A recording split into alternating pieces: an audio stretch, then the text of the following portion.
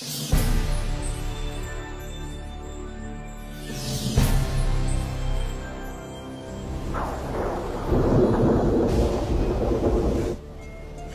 на деня са нечувани. Докато реки и потоци заливат предпазните ограждения, хиляди хора са все още без електричество в резултат на ужасни торнада. Току-що 3 торнада се оформиха на юг от града, а сега земята се върти и тресе. Мисля, че става земетресение. Никога до сега не съм виждала такова ужасно време. Съветвам ви да потърсите убежище незабавно.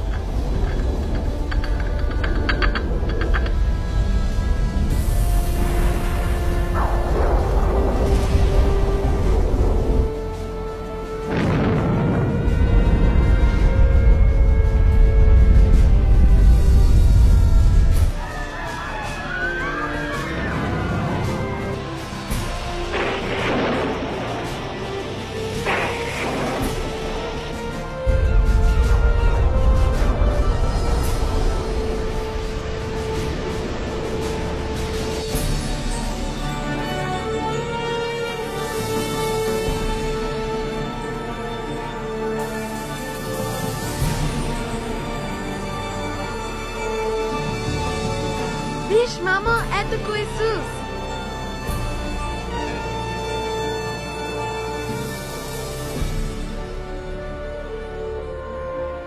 Книгите на библейските пророчества са били винаги убити в таинственост.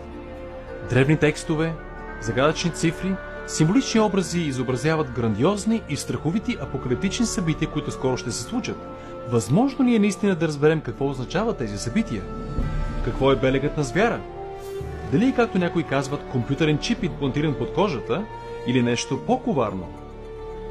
Ами Антихриста? Появил ли се вече този коварен враг на Бога? Или все още чака в сенките?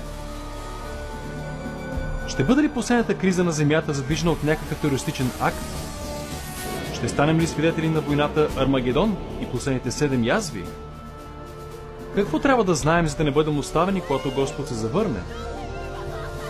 Ще разпознаем ли последните дни? И ще знаем ли какво да очакваме? Това, което сте на път да преживеете, ще разкрие какво Библията наистина казва за последните събития на планетата Земя.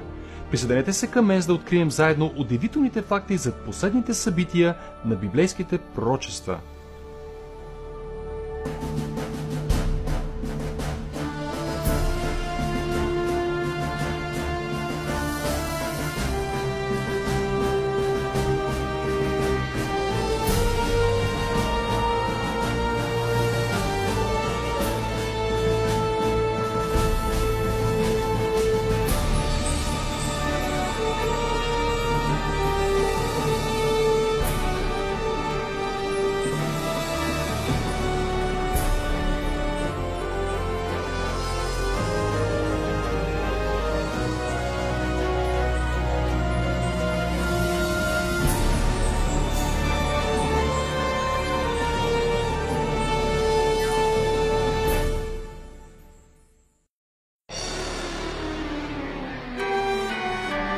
Последните събития на библейските пророчества.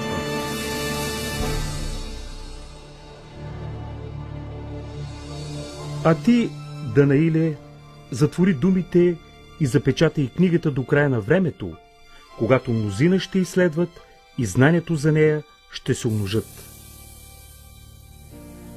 Краят на света ще настъпи някога и ако да, кога? Това е един от най-важните и загадъчни въпроси на всички времена. Библейският пророк Даниил ясно предсказа, че точно преди краят на света ще станем свидетели на драматично увеличение на знанието. Това случило ли се вече? Помислете, например, колко много са се променили средствата за транспорт в наше време. В продължение на 60 столетия човек е можел да пътува най-много с бързината на кон. А сега пътувания, които отнемаха месеци, се извършват за минути. Само за едно поколение компютърната революция предизвика поразяващи ума промени, които нашите предшественици никога дори не биха си представили. Но дори още по-акуратно тълкование на този стих е, че знанието относно пророческите книги също ще се увеличи. И както беше предсказано, това също вече се е случило. Но написаното от Даниил не е единственото в Библията, което говори за събитията на последното време. Какво друго знание може да е скрито в древните текстове на писанията? И ще чуете за войни и военни слухове, но внимавайте да не се смущавате, понеже тия неща трябва да станат, но това още не е свършекът. И на разни места ще има глад и трусове, но всичко това ще бъде само начало на страдание. Човек може бързо да погледне около глобуса и да види, че природните и политически сили са превърнали съвременния свят във все по-опасно място за живот. Помислете за това. Само през последните 100 години светът претърпя 2 световни войни и многобройни други конфликти, без да споменавам възникването на международния тероризъм. Добавете към това забележителното увеличение на смъртоносни природни катаклизми, като земетресения, пожари, наводнения, торнада, убийствени бури и странен климат, които продължават да опустошават планетата Земя. Апостол Йоан предсказа, че друг знак на последното време ще бъде способността на човека да унищожи Земята. В Откровението на Йоан, 11 глава, 18 стих, той казва, че ще дойде време, когато Бог ще унищожи онези, които унищожават Земята.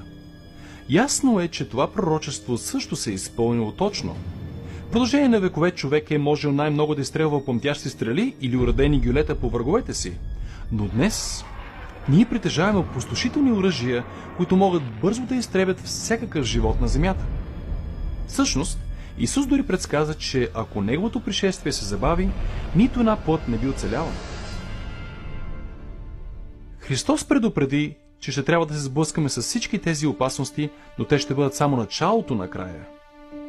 Възможно ли човечеството да направи нещо, което ще задвижи последните събития на Земята? А това да знаеш, че в последните дни ще настанат усилни времена, защото човеците ще бъдат себелюбиви, сребролюбиви, надменни, горделиви, хулители, непокорни на родителите, неблагодарни, нечестиви, без семейна обич, непримирими, клеветници, невъздържани, свирепи, неприятели на доброто. Никой, който е живял през последните няколко десетилетия, не може да отрече постоянният и ужасяващ упадък на съвременното общество. Всяко следващо поколение продължава да променя идеите за приемливо поведение. В резултат на това, всяко следващо поколение е ръководено от все по-долни морални стандарти от предишното и, за съжаление, изглежда сякаш тази срамна тенденция няма край. В дните на Ной, хроническо морално падение доведе до всеобщо унищожение чрез потоп, а по времето на Лот, Содом и Гомор бяха унищожени чрез огън от небето поради тяхната извратена нечестивост.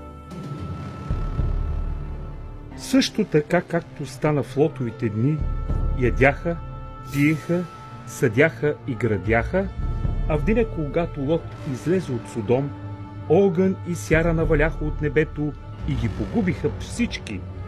Подобно на това ще бъде и в деня, когато човешки син се появи.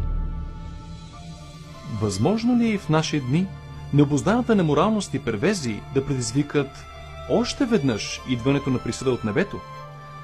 Заедно с моралното падение, Библията предупреждава, че в последните дни ще има драматично увеличение на окултните практики и спиритизма. А духът изрично казва, че в последните времена някои ще отстъпят от вярата и ще слушат измамителни духове и бесовски учения. Практиката на общуване с мъртвите, строго забранена от писанията, бързо става приемлива дори и в съвременните църкви. Телевизионни програми и филми, представящи магьосничество и окултизъм, са станали изключително популярни, особено между младите хора. Въпреки този необуздан спиритизъм и неморалност, Библията учи, че където грехът изобилства, благодатта изобилства дори повече. И така, един вълнуващ тунел от светлина в последните дни е Исусовото обещание, че точно преди неговото завръщане Евангелието ще достигне до целия свят. И това благовестие на царството ще бъде проповядвано по целият свят за свидетелство на всичките народи и тогава ще дойде свършекът.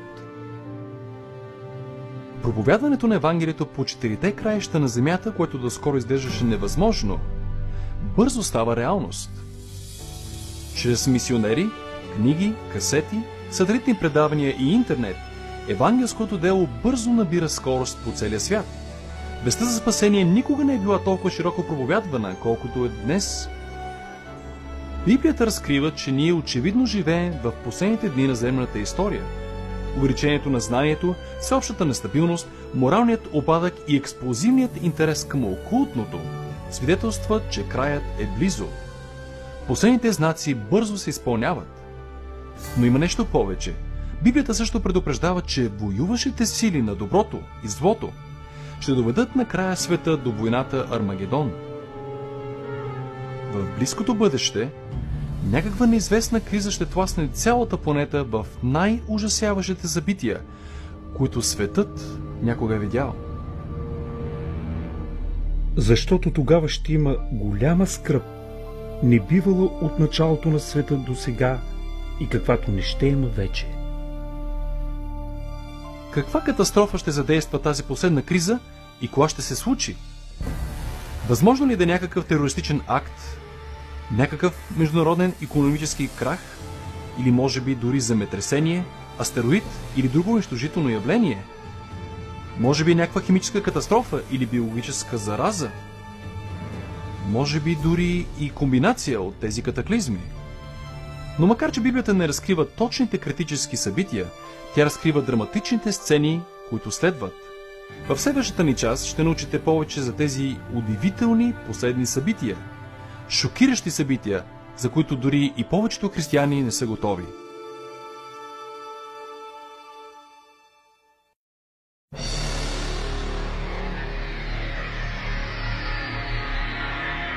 Светът разделен на две. Като скръбта започва, световните лидери се опитват да се справят с увеличаващите се бедствия. В същото време, онези християни, които са истински предадени на Бога, преживяват чудесен прилив на сила от Святия Дух. След това видях друг ангел, който слизаше от небето, имайки голяма власт, и земята се просвети от неговата слава. Тази голяма сила, която просветява Божият народ, е Святия Дух. Със свята дързост те свидетелстват за Бога, умолявайки църквите да се реформират и призовавайки изгубените към Христос.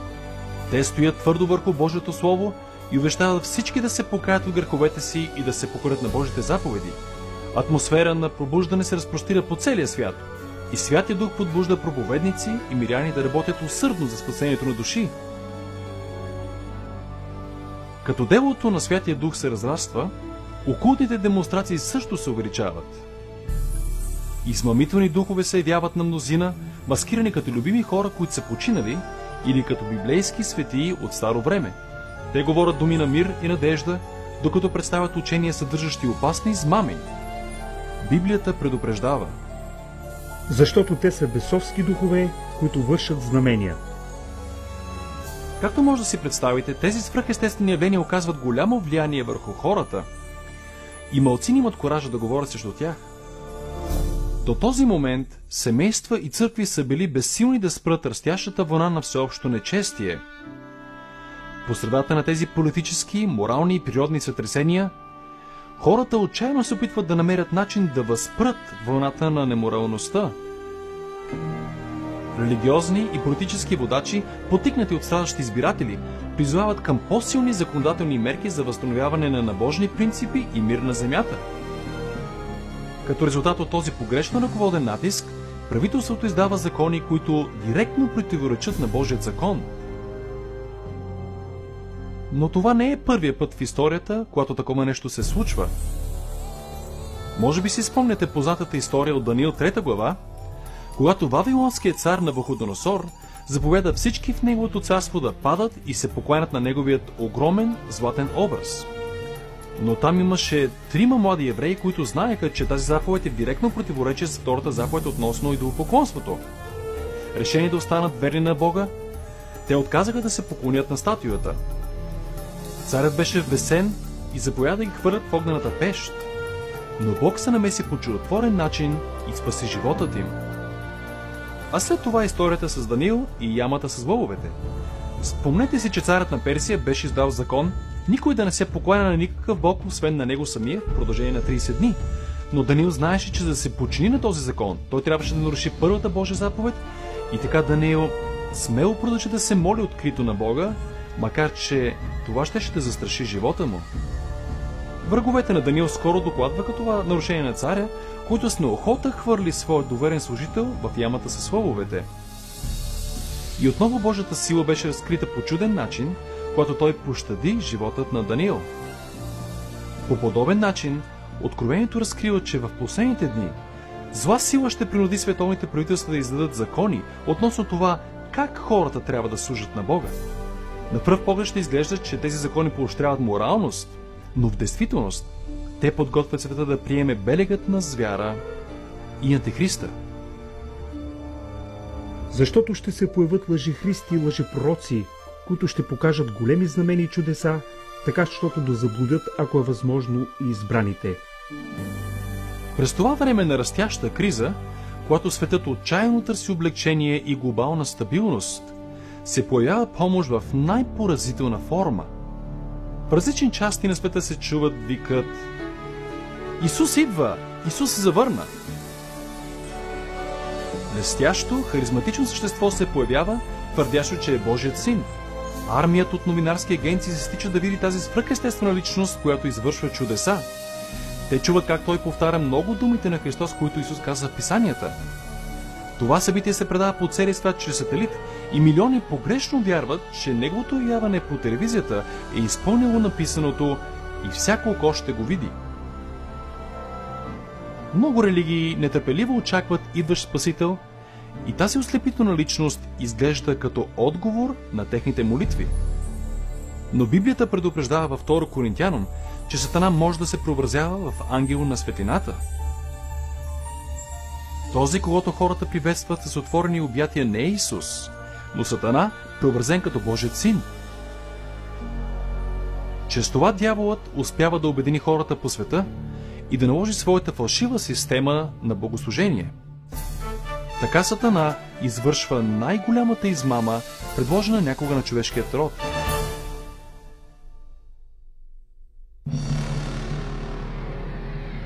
Краят на благодатното време.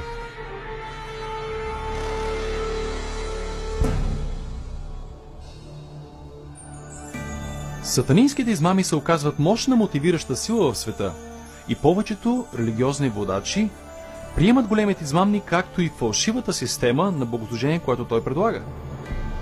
Като глобалните бедствия се увеличават, църковните лидери вярват, че не трябва да се губи повече време, но трябва да се принуди света да се придържа към ученията на този мним Месия. Тук е нужно търпението на светиите, на тия, които пазят Божиите заповеди и вярата в Исуса. Не всеки е измамен. Някой осъзнава, че Библията предупреждава за тази удивителна измама и те знаят, че целта на този лъжлив Месия е да отведе хората в страни от Божиите заповеди. Но това не е първият път, когато Сатана се появява като ангел на светлината. Когато Христос беше изкушаван в пустинята, Сатана му се появи маскиран като славен пратеник от Бога. Но дяволът разкри истинската си същност, когато изкушаваше Исус да не се покори на Божието Слово. И така, още веднъж, използвайки подобна тактика, неприятелят се опитва да подмами света в нарушение на Божият закон. Никой не може да служи на двама господари, защото или ще намрази единия, а ще обикне другия, или към единия ще се привърже, а другия ще презира. Светът е доведен до време на решение. Лъжливият Месия и всеобщата криза разделят хората на две ясно разграничими групи. Тези, които следват Библията и тези, които следват звяра. Безпокойство изпълва сърцата на хората и религията става най-важен предмет на дискусия за всички. По телевизионни и радиоинтервюта и във водени в съдебни зали дебати, истинските последователи на Бога са доведени пред световните лидери, където те дават мощни и красноречиви библейски причини за тяхната опозиция на фалшивата система на поклонение, налагане на множествата. Божиите заповеди и това, което съставлява истинското богослужение, са центъра на всяка дискусия. Подвижени от Святия Дух и убедителните библейски аргументи на Божите служители, Хиляди по света напускат техните безжизнени църкви и застават на страната на непопулярните, но истински последователи на Исус. Въпросът: на Бог ли трябва да се покоряваме или на хора, на популярни традиции или на писанията, поставя целия свят в една от двете групи. На едната страна са тези, които получават Божият печат, а на другата страна са онези, които приемат белегът на звяра. Който върши неправда, нека върши занапред неправда, и който е нечист, нека бъде и занапред нечист, и праведният нека върши и занапред правда, и светият нека бъде и занапред свят. Този текст в Откровението предсказва следващата поредица от събития, когато всеки мъж, жена и дете ще вземат решение за или против Христос. На Божията страна са тези, които верно се придържат към Неговото Слово, въпреки жестоката съпротива, а на другата страна са онези, които прегръщат религиозните традиции на хора. Точно както вратата на Ноевия ковчег беше запечатана преди потопа, така и вратата на милостта накрая ще бъде затворена за света и Божията благодат ще спре да умолява изгубените. Второто пришествие на Христос е предстоящо, но първо светът трябва да преживее най-опустошителните язви, които някога са падали върху човечеството. И чух из храма силен глас, който казваше на 7-те ангела: идете и излейте на земята 7-те чаши на Божият гняв. И първият отиде да изля чашата си на земята, и появи се лоша и люта рана на уния човеци, които носеха белега на звяра и се покланяха на неговият образ. Всяка надежда за подобрение е съкрушена, когато 7-те язви от Откровението започват да падат на света в бърза последователност. Тези язви са най-ужасните проклятия, падали някога върху човечеството, както в миналото, така и в бъдещето. Първата язва е изключително болезнена и отвратителна рана, която се появява и причинява нетърпими страдания на изгубените. Още 6 опустошителни язви бързо последват първата. Моретата и реките се превръщат в кръв и сила се дава на слънцето да гори хората с нетърпима горещина. Като язвите падат една след друга, ужас завладява обхванатите от паника хора по света.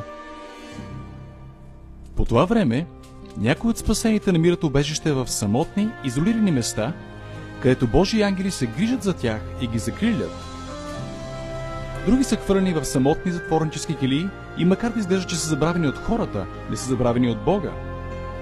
Божите верни са запазени по същият начин, както децата на Израил бяха запазени по време на язвите, падащи над Египет. Сега верните преминават през време на усилено себеизпитване. Най-важната мисъл в умовете им е дали пътищата им са прави пред Бога. Но най-накрая те намират мир на духа, идващо доверието им в Божите обещания. Тогава змеят се разяри против жената, да отиде да воюва против останалите от нейното потомство, които пазят Божиите заповеди и държат свидетелството за Исуса Христа.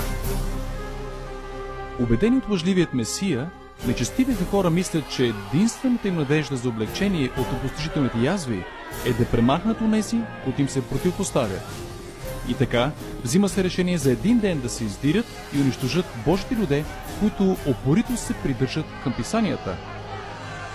И така, на духовното поле, на което се води борбата, са тези, които следват човешки традиции и се поклонят на звяра, воюващи срещу тези, които обичат Исус и са послушни Неговите заповеди.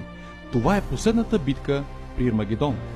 Нечестивият свят най-накрая е изчерпал границите на Божието търпение и е време Бог да се намеси и спаси верните си чада.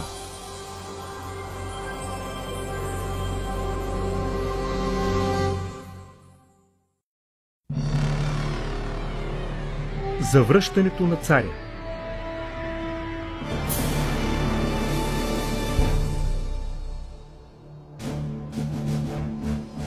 А посред нощ се нададе викът: ето, младоженецът иде. В най-мрачният час дълго очакваната надежда на вековете става реалност. Повелителният вик на Бога прозвучава, казвайки: свършено е! Премотевичният глас разтърсва небето и тогава се случва мощно земетресение, което подготвя пътя за приближаването на мощна небесна армада. Божите чеда, доскоро с бледи и изпити от изпитанията лица, сега стоят обкръжени от дъга пред техните притеснители. Лицата им блестят, защото те знаят, че изкупителят им и огромната армия от ангели идват, за да ги заведат у дома. Ето, иде с облаците и ще го види всяко око, и уния, които го прободоха, и всички земни племена ще възридаят за него. Това не е тайно грабване, както може би сте чули. Всеки човек на планетата Земя става свидетел на това чудесно събитие и повечето са ужасени от него. Неправедните отчаяно бягат и се крият в пещери и дупки на земята, в напразен опит да се скрият от приближаващия се свят цар. Точно както Исус обеща, нечестивите хора, които са най-отговорни за съда и разпятието му, са повдигнати от гробовете им, за да го видят приближаващ на облаците в сила и със слава.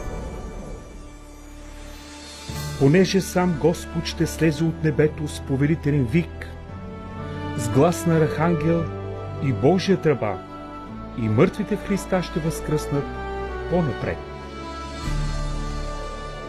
Силна тръба се чува да разтърсва небето и повелителният глас на Спасителя прозвучава към спящите свети от всички векове, казвайки: събудете се, събудете се, събудете се, вие, които спите в пръста, и станете! По цялата дължина на земята огромна армия от светии излизат от прашните си тела. Те са облечени в младост и прославени в безсмъртни тела, без следа от болест или недостатък. Тогава тези, които са преминали през времето на скръбта, биват преобразени. В миг на око им се дават нови и прекрасни нетленни тела.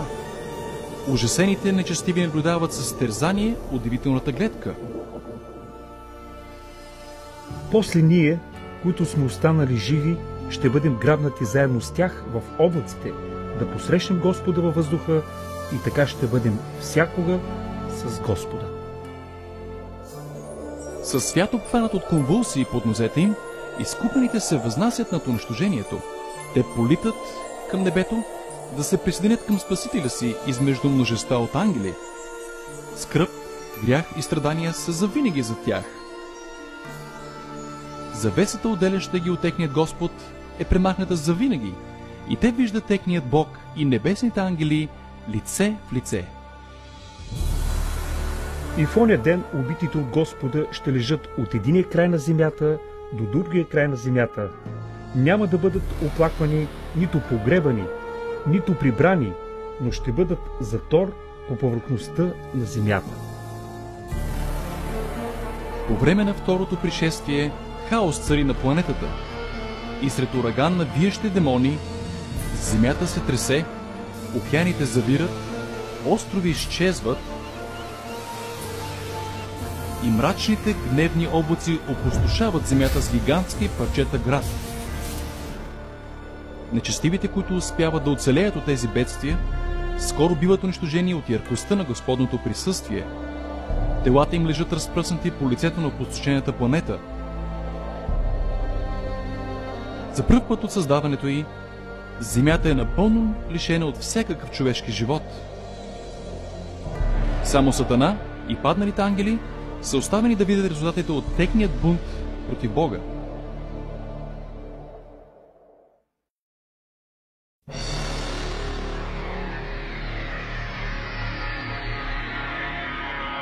Хилядата години. И видях, че слизаше от небето един ангел, който държеше в ръката си ключа на бездната и една голяма верига. Той улови змеят, старовременната змия, която е дявол и Сатана, и го върза за 1000 години. Обкръжени от свят, който те унищожиха, Сатана и неговите ангели са вързани за 1000 години.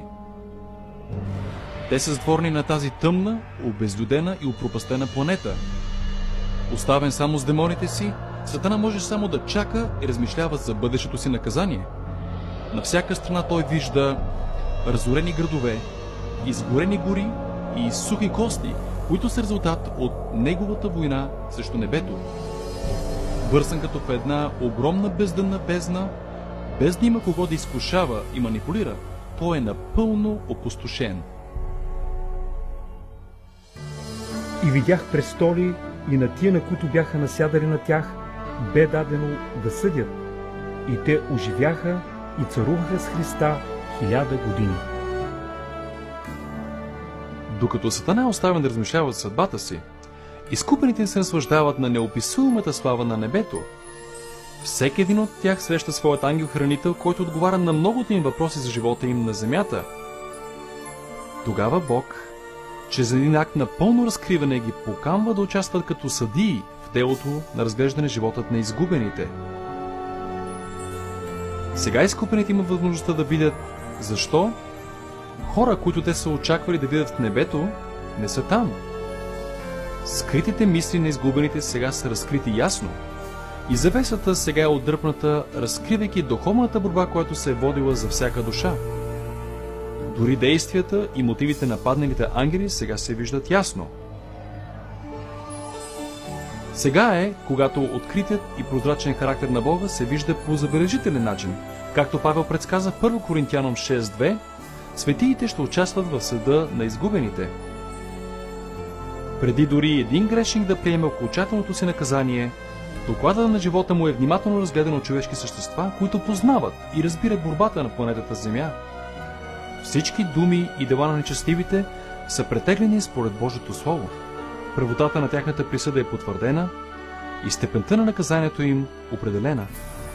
Най-после в краят на 1000 години Исус и изкупените се приготвят за завръщането им на земята. Времето е дошло за Сатана, неговите ангели и изгубените да посрещнат окончателните последствия от техните действия.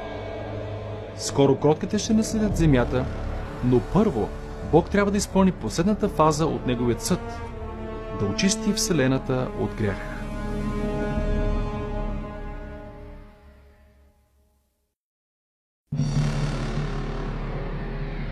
Краят на греха.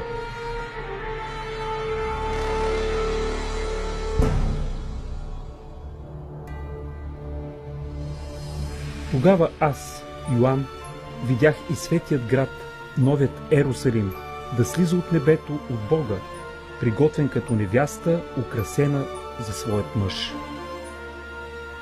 След тази 1000-годишна събота, прекарана в небето, Христос, изкупените и новият Иерусалим се завръщат на земята. Като градът се приближава до опустошената планета, Исус заповядва на нечестивите мъртви да станат от прашните си гробове. При Неговото Слово, неспасените от всяка епоха и място сега застават пред Бога. Изгубените са възкресени със същите тела, които са имали преди смъртта си. Като Исус слиза на земята, носете му докосват Елионският хълм и мощно земетресение разделя планината на две, като я превръща в огромно поле. Тогава новият Иерусалим, масивният златен град на Бога, слиза от небето и основите му почиват на равнината, която Исус е приготвил за него. И когато се свършат 1000 години, Сатана ще бъде пуснат от тъмницата си и ще излезе да мами народите, за да ги събере за войната. Изненадващо, Сатана успява да измами последователите си още веднъж и ги убеждава да завладеят небесният град с сила. Генерали и военни мъже от всички епохи сега обединяват усилията си да се приготвят за това, което се очаква да бъде епична битка. Чрез този акт изгубените разкриват още веднъж, че сърцата им са непроменени. Ако беше възможно, те биха свалили Бог от трона му и биха завладели святия град чрез сила. Те не осъзнават, че безплодната им война е изгубена преди още да е започнала. Денят на съда е дошъл. Видях и мъртвите, големи и малки, стоящи пред престола, и едни книги се разгърнаха, и мъртвите бидоха съдени според делата си, написани в книгите. Изведнъж, високо над града, Господ се появява на славния си трон. Всички планове за война на нечестивите незабавно са осуетени. Като се взират в лицето на Бога, изгубените си припомнят всеки грях, който някога са извършили. Припомнят си всеки път, когато са смълчавали съвестта си, всеки път, когато са се обръщали от умоляванията на Святия Дух. Някои са отишли в гроба, вярвайки, че успешно са скрили грехове, като убийство, престъпление и порочност. Със срам те преживяват лично думите на Исус, 12 глава на Лука, защото няма нищо покрито, което не ще се открие, и тайно, което не ще се узнае. Като ярката панорама на техният живот преминава пред тях, всяка изгубена душа разбира, че по собствен избор е отхвърлила спасението. Трагедия е, че мирът и щастието на тези зад стените на града никога няма да бъдат техни. Чувството на безнадежност и отчаяние, което ги завладява, е неописуемо. Бунтовниците не могат да отрекат справедливостта на Божията присъда, която ги обявява за виновни. В един глас те възкликват: прави и истини са пътищата царя на вселената. И падайки на земята, те се покланят на принца на живота. И те се разпростряха по цялата широчина на земята и обиколиха стана на светиите и обичният град, но огън падна от небето от Бога да ги изпояде. Най-накрая е дошло време изгубените да срещнат необратимите последствия от действията си. Без предупреждение огън и жупел навалят от небето. Земята се разпуква и огън експлодира от разтопените кухини под повърхността, докато унищожението поглъща нечестивите. Изкупените са в безопасност за стените на Новия Иерусалим. Всеки грешник е наказан според това, което е извършил. Онези с малко грехове умират бързо, докато онези, които са виновни за най-ужасяващи злини против човечеството, страдат по-дълго. А Сатана, подстрекателят на всеки грях, е принуден да страда най-много. Наказанието на нечестивите е болезнен акт за Бога, но е нещо, което неговата справедливост изисква. Наказанието на греха е смърт. Исус пострада на кръста, окончателното прокатие на греха в полза на онези, които ще приемат неговата жертва. Но за съжаление, изгубените са отхвърлили този дар и трябва да платят ужасната цена за самите себе си.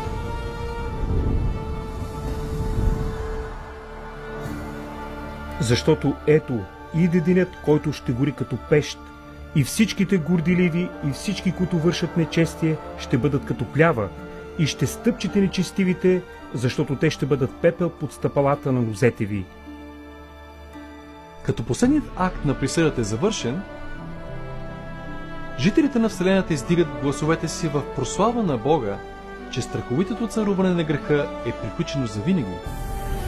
Сега, когато мирът на Вселената е осигурен, Бог отправя вниманието си към сътворението на ново небе и нова земя.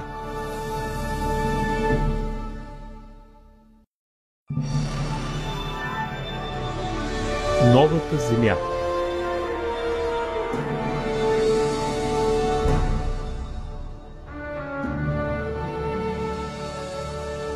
И видях ново небе и нова земя, защото първото небе и първата земя преминаха. След като земята е пречистена чрез огън, Господ поема чудното дело на пресътворяване.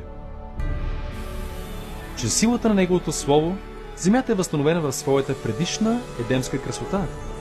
Той проговорва и килим от богата, пишна растителност покрива планетата. По Негова заповед, морето и земята отново изобилстват с живот. Безбройни, сложни и величествени създания от всякакъв вид мирно изследват новият рай. Оживотворяващата атмосфера е чиста и сладка. Земята става една грандиозна панорама на творческа брилянтност. И Бог ще обърши всяка сълза от очите им, и смърт не ще има вече, нито жалеене, нито плач, нито болка, защото първото вече премина. Сигурността на Вселената е осигурена. С Новият Иерусалим за тяхна столица, всички сътворени същества се радват под любящото ръководство на Бога. Тези, които са били избавени от вечното унищожение, споделят специална връзка на любов с техния Създател, което никое друго небесно същество не може да оцени. И въпреки, че грехът и грешниците са завинаги унищожени, една следа от големият бунт все още остава. Какво стана с ръката ти? Това са белезите на ръцете, нозете и страната на Исус. Като ден след ден преминават във вечността, всички тъжни и болезнени спомени изчезват в славата на небесното великолепие. Необвързани от неограничени години на живот, безсмъртните деца на Бога сега са свободни да достигнат техните най-високи цели. Безграничната жажда за знание оживява и облагородява ума. Неспирани от земните ограничения, изкупените са свободни да изследват чудесата на Божият безкрайен космос. Небето е място на съвършен мир и хармония, където любов към Бога и другите изпълва всяко сърце. Библията обещава, че това идващо царство може да бъде твоят вечен дом. Исус се пожертва на кръста, за да ти подари прощение и победа над греха. Повече от всичко друго Той иска да живееш с Него на новата земя. И докато Исус иска да те спаси толкова много, Той не може да те насили да приемеш този безплатен дар. Ти трябва да избереш сам да го приемеш. Няма ли да приемеш дара му днес? Покани го днес и той ще влезе в сърцето ти.